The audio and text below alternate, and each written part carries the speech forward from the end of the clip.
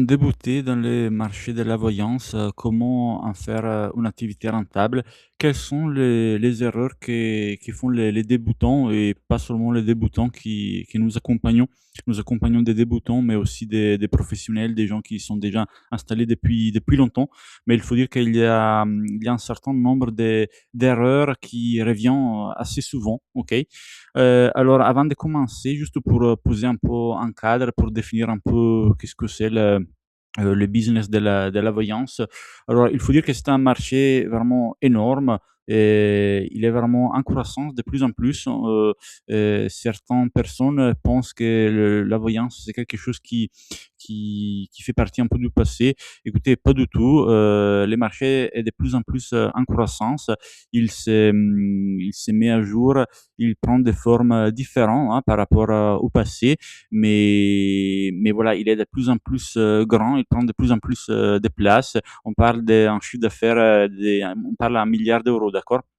Alors, une des caractéristiques de ces marchés, du business de la voyance, c'est que c'est un marché vraiment éclaté. Il n'y a pas de grands acteurs de référence. Il y a vraiment plusieurs acteurs, ok? Il y a il y a des entités plus ou moins grosses, ok? Il y a des acteurs plus ou moins professionnels. Il y a beaucoup d'amateurisme, d'accord? Il y a vraiment pas beaucoup de gens qui sont structurés.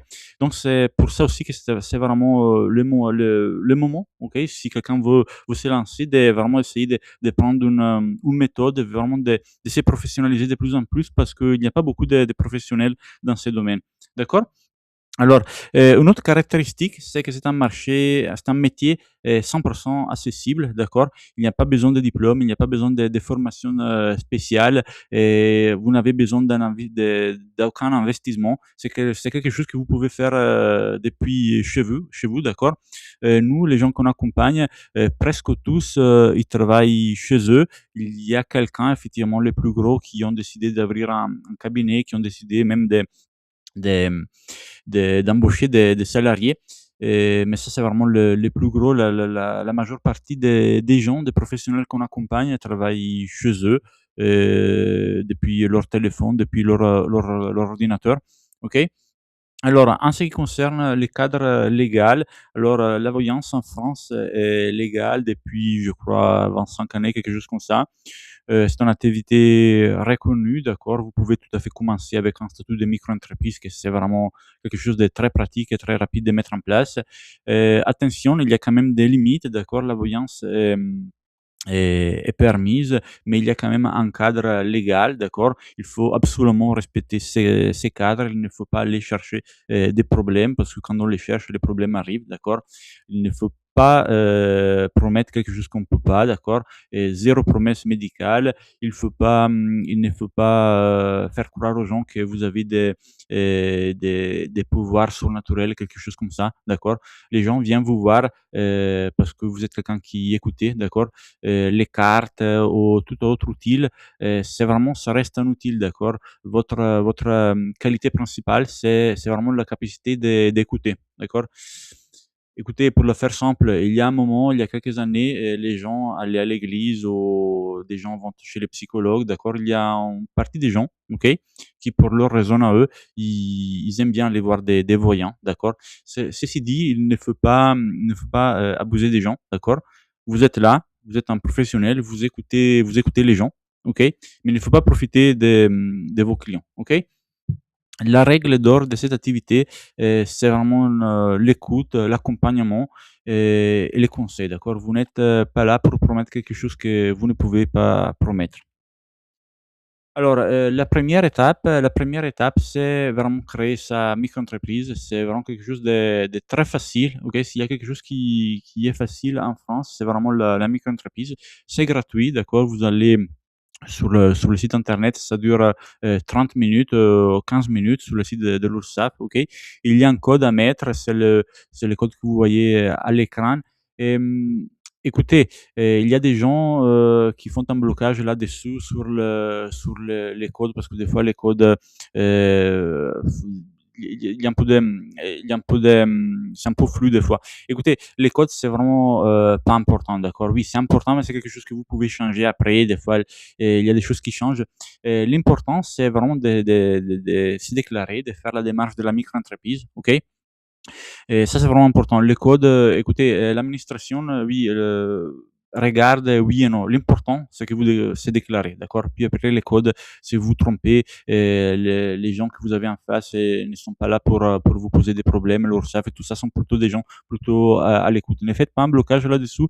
Des fois, on accompagne des gens qui se posent mille problèmes par rapport au code. Écoutez, vous prenez un code, vous commencez et puis vous pouvez revenir en arrière si après vous changez. La micro-entreprise, vraiment, on peut changer, rien n'est figé, c'est vraiment un dispositif assez flexible, ok? Euh, dans le cadre de la micro-entreprise, il y a pas vraiment de risque financier, d'accord? Vous payez des impôts, vous payez l'URSSAF seulement si vous gagnez quelque chose, d'accord? C'est vraiment quelque chose de très léger. OK, c'est vraiment quelque chose de très facile à mettre en place. Alors, là, je veux juste, dire quelque chose, OK, par rapport à la déclaration, aux impôts et cetera et cetera. Écoutez, s'il y a quelque chose qui marche très bien en France, c'est les impôts, d'accord? Donc si vous gagnez, même 1 €, il faut vraiment le déclarer cet euro, d'accord? Parce que tôt ou tard, ils vont vous tomber dessus, d'accord? N'amusez-vous pas à essayer de faire les malins, de ne pas déclarer. Écoutez, il faut déclarer tout le temps, c'est facile, ça prend 10 minutes sur un mois à déclarer votre chiffre d'affaires. Ça prend pas longtemps, mais surtout, il ne faut pas faire l'erreur de ne pas déclarer parce que vous allez avoir des problèmes, d'accord? En ce qui concerne après les métiers. Alors, un des principales erreurs qu'on voit assez souvent, d'accord, avec les débutants, c'est qu'ils passent d'un outil à l'autre, ok? Alors, ça, c'est vraiment un gros problème, d'accord, les débutants qui s'éparpillent. Alors, il faut choisir un outil, que ce soit un oracle, un tarot, n'importe quoi, des baguettes, ce que vous voulez, d'accord. Mais par contre, quand vous vous êtes arrêté sur un outil, vraiment, il faut le penser à fond, il faut l'apprendre par corps, ok. Il ne faut pas changer d'outil, d'accord. Il faut que vous restez sur l'outil, ok. Il faut que vraiment vous l'apprenez par cœur, il faut que vraiment que vous deveniez une autorité dans ce domaine et pas faire une semaine avec un tarot puis passer à un autre outil. Non, c'est vraiment une des pires choses à faire parce qu'un outil, c'est comme un charpentier qui utilise son marteau ou je ne sais pas quoi. Il a besoin de passer du temps avec l'outil pour le maîtriser. Vous, c'est pareil. Puis un jour, si vous maîtrisez l'outil, vous le connaissez par cœur, pourquoi pas aller voir un autre outil, mais pas avant avoir maîtrisé au fond l'outil. Donc ça, c'est vraiment important. D'accord?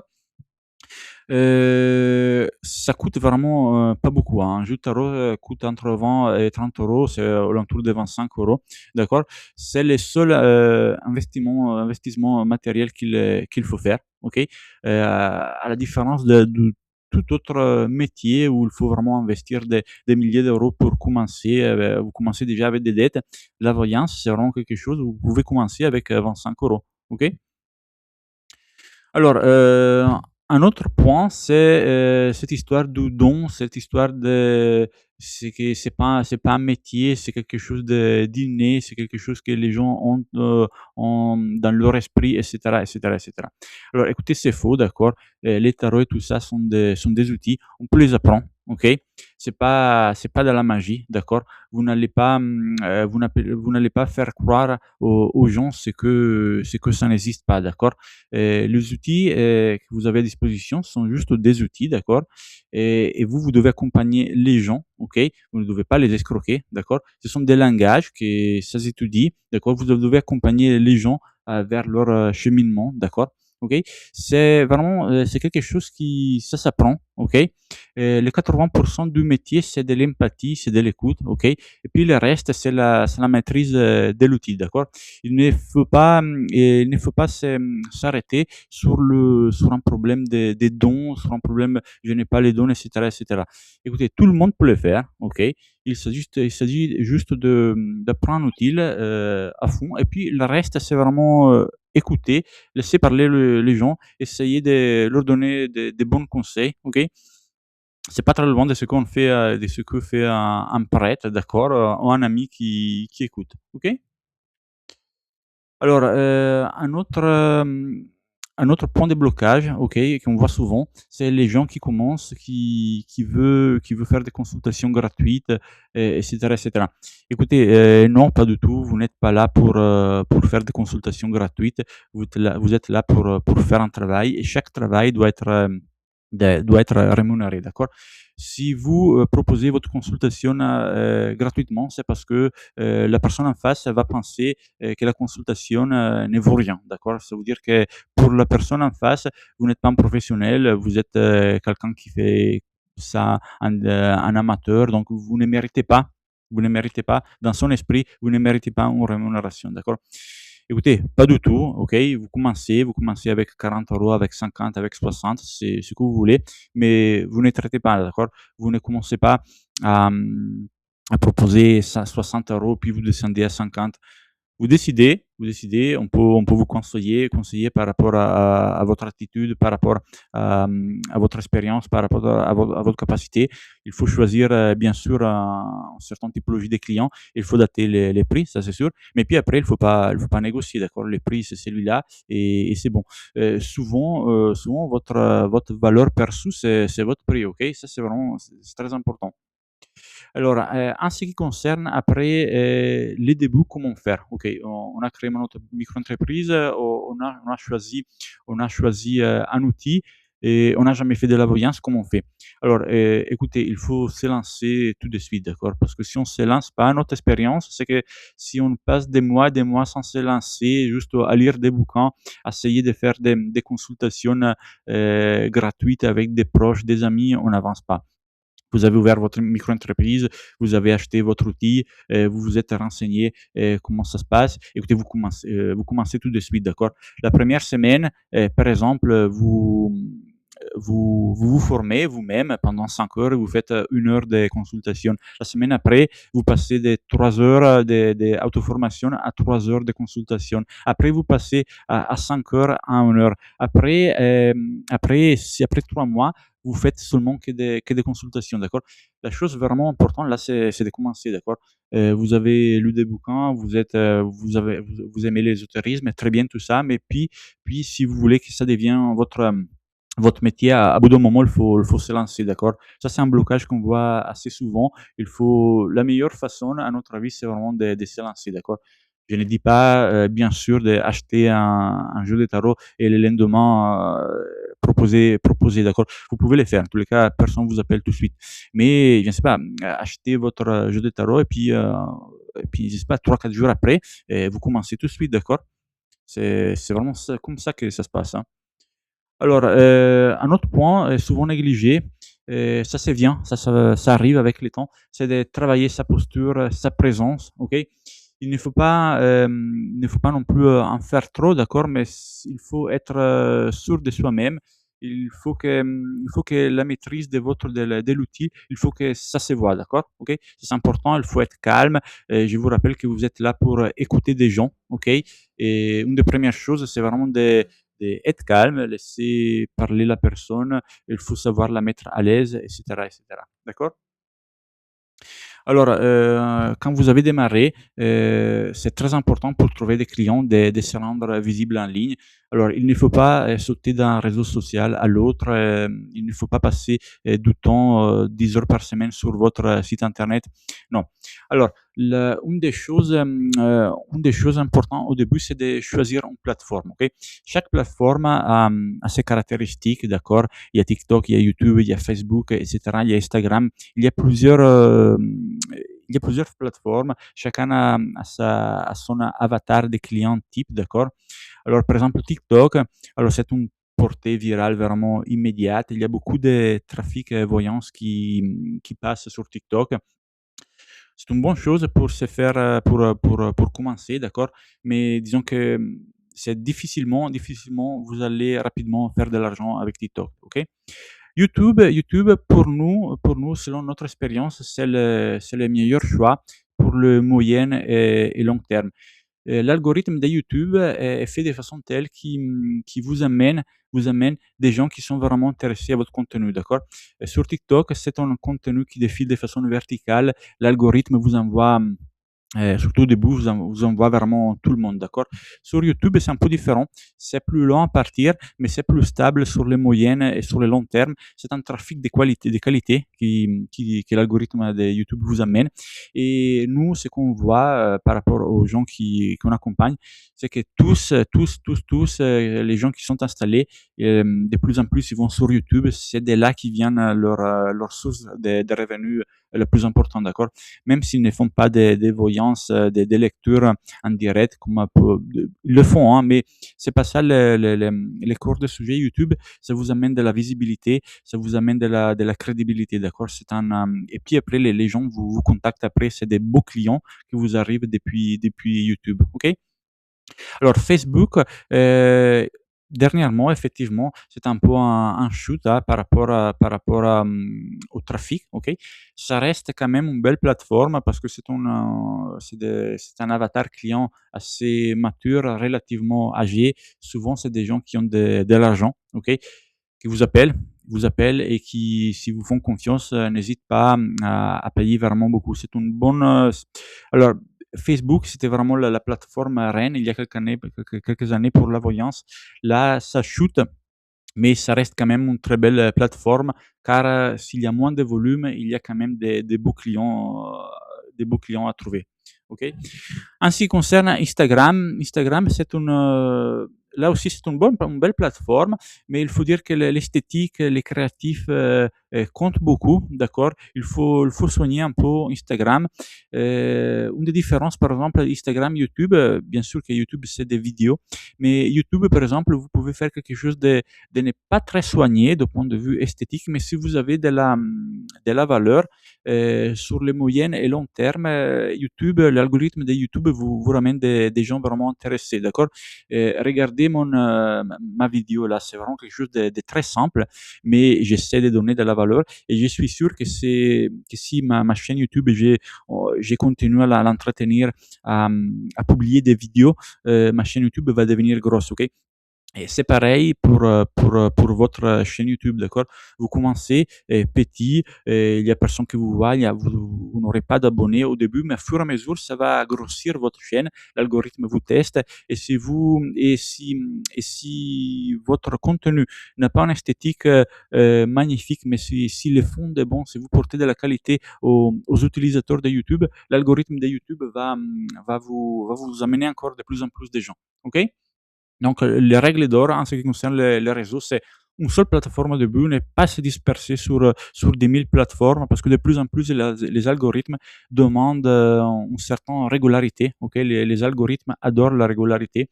D'accord. Et si vous voulez vraiment grossir, la régularité, c'est vraiment très important. Ok. Les points 8, alors c'est les sujets du site internet. Alors aujourd'hui, est-ce qu'un site internet est nécessaire ou pas pour un voyant? Écoutez, moins qu'auparavant, parce qu'aujourd'hui, les réseaux, c'est vrai qu'ils ramènent beaucoup de clients, ok? Mais attention, aujourd'hui, tous les clients que nous avons, tous les gros clients, les gros pros de l'ésotérisme que nous accompagnons ont tous un site internet, ok? Et tous peuvent vous confirmer que les clients premium, vraiment les gens fortunés qui sont capables de dépenser beaucoup d'argent, et ils arrivent grâce au site internet. Pourquoi cela? C'est là parce que le site internet assoit tout de suite votre crédibilité, d'accord? Comme TikTok, c'est quelque chose d'éphémère. YouTube, c'est quelque chose un chaîne YouTube avec beaucoup d'abonnés, c'est quelque chose de stable, mais pour un certain type de clientèle, un site internet, c'est toujours une vitrine, c'est toujours un billet de visite très important. Ok, et la clientèle premium, ok, vraiment celle vraiment premium, avant de vous appeler, vont se renseigner sur vous, ils vont regarder si vous avez un site internet ou pas, ils vont regarder votre site internet, est-ce que le site internet est capable de donner des réponses, etc. Alors, en ce qui concerne les sites internet, est-ce qu'il y a besoin de quelque chose de très élaboré, très compliqué? Alors là encore, un site internet ne doit pas être quelque chose qui éblouit les visitateurs, d'accord? Ça doit être quelque chose qui donne des informations. Il doit donner toutes les informations. Il doit contenir un formulaire pour que les gens puissent vous contacter. Il doit contenir aussi un mail, un numéro de téléphone, des témoignages si vous en avez, d'accord. Ça doit être simple, mais ça doit être bien fait, d'accord. Ça doit être rapide, ça doit répondre à certaines règles du SEO, de visibilité en ligne, du marketing en ligne, etc., etc., etc. Allez regarder notre site voyantvisible.fr. C'est quelque chose de très simple, mais en même temps, il donne toutes les informations, nos prestations. Et voilà, c'est tout ce qu'il faut, d'accord. Il ne faut pas noyer les gens dans des informations inutiles. OK. Alors, aujourd'hui, un site internet, ça ne coûte vraiment pas beaucoup, d'accord. Si, par exemple, nous, quand on fait des sites internet pour nos collaborateurs, on leur demande pas plus que 500 euros pour un site standard. Bien fait, mais voilà, quelque chose d'efficace. Un site internet comme le nôtre, voyantvisible.fr, on ne va pas vous demander plus de 500 euros. Un autre discours, c'est la prestation SEO. Si par exemple, vous faites un site internet, ça c'est facile à faire. Une autre chose, c'est faire en sorte que votre site internet se positionne tout en haut de la recherche Google. Si par exemple vous êtes à Paris et vos clients tapent dans la barre de recherche de Google voyant Paris, meilleur voyant Paris, et pour faire en sorte que votre site internet soit tout en haut de la liste de la SERP de Google, on l'appelle SERP dans les résultats de Google, il y a du travail derrière. Faire un site internet, c'est la chose la plus facile qui coûte le moins d'argent. Faire apparaître votre site tout en haut, ça c'est une autre chose, ça prend du temps. Ça fait partie d'un écosystème. L'écosystème, c'est quoi? C'est un site internet, c'est un réseau, que ça peut être TikTok, ça peut être YouTube, ça peut être Facebook ou Instagram, ou n'importe quoi. Ça dépend un peu de vous, ça dépend de la clientèle que vous ciblez, etc. Un site internet, aujourd'hui, c'est important et ça fait partie d'un écosystème. Il ne faut pas négliger le site internet parce que ça peut faire la différence entre un voyant qui gagne 2-3 000 euros par mois et un voyant qui gagne 10 000 euros par mois, parce que le site internet bien fait, rapide, avec toutes les informations qu'il faut, lui amène des gros clients, vous voyez. Alors, le point 9, c'est vraiment, je vous avais parlé de la formation, qu'il faut pas faire que de la formation, ça c'est bien, mais il ne faut pas non plus que travailler, d'accord? Il faut progresser, il faut regarder où les gens vont, où votre concurrence se positionne, d'accord? Il y a un moment, le trafic s'est déplacé de Facebook, il s'est déplacé un peu sur Instagram, un peu sur TikTok, et à fur et à mesure, et ces réseaux prennent de plus en plus de place. Les voyants qui étaient 100% sur Facebook ont vu leur chiffre d'affaires chuter. Les gens qui n'ont pas voulu progresser, aller voir où les trafics, où les clients s'est trouvé, tout simplement, n'ont plus de clients, d'accord.